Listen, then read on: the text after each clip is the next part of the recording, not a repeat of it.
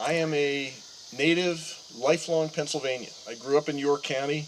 I live in the house I was brought home to from the hospital. I have not moved from my roots. And I recognize that I am very, very different.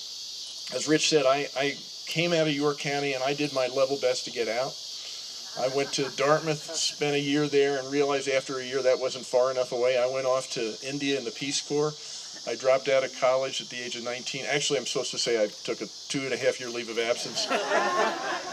Went off to the Peace Corps, was an agricultural extension worker of the Green Revolution in the late 60s, early 70s, and then came back and decided what I wanted to do was be an academic. I finished Dartmouth.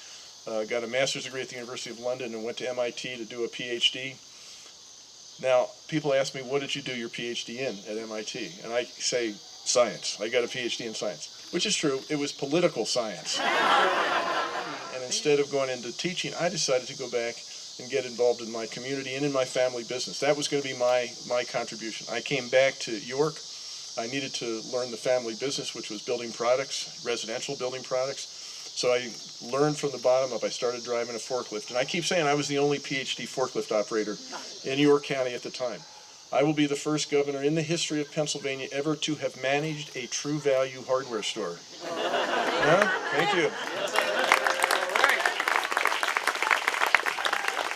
Unconventional? I think so.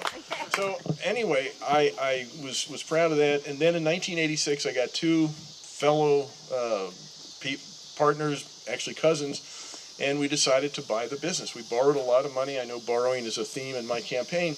Borrowed a lot of money and bought the company and built it over the next 20 years into a really big building products company, one of the biggest in the country.